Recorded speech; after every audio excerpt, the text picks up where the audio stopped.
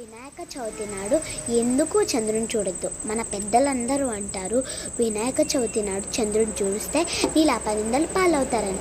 నీలాపనిందలు అనేది కొంతమంది తెలుసు, తెలీదు.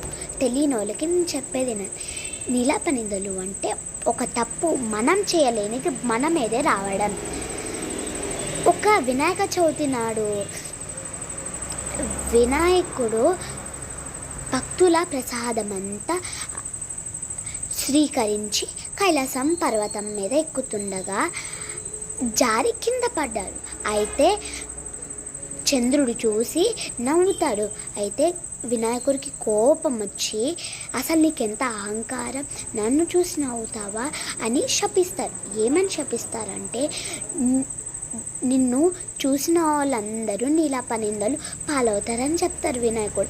అయితే భయంతో చంద్రుడు శివుడి దగ్గరికి వెళ్ళి జరిగిందంతా చెప్తే శివుడు అన్నారు, ఓన్లీ వినాయక చవితి నాడే నిన్ను చూసిన వాళ్ళందరూ నీలాపనిందలు అవుతారు అంటారు. అయితే నీలాపనిందలు మొత్తం వినాయక చవితి ఎన్ని రోజులు ఉంటే అన్ని రోజులు ఉండదు, స్టార్టింగ్ డేనే ఉంటుంది నీలాపనిందలు. కాబట్టి స్టార్టింగ్ డే అయిపోయాక కూడా మీరు చూడొచ్చు చంద్రుడిని. దీని పార్ట్ 2 కావాలంటే అసలు నీలాపనిందలు ఎవరెవరు పాలయ్యారు, ఎలా పాలయ్యారు అని తెలుసుకోవాలంటే పార్ట్ 2 కోసం వెయిట్ చేయండి. This is Tanushree and Padya channel.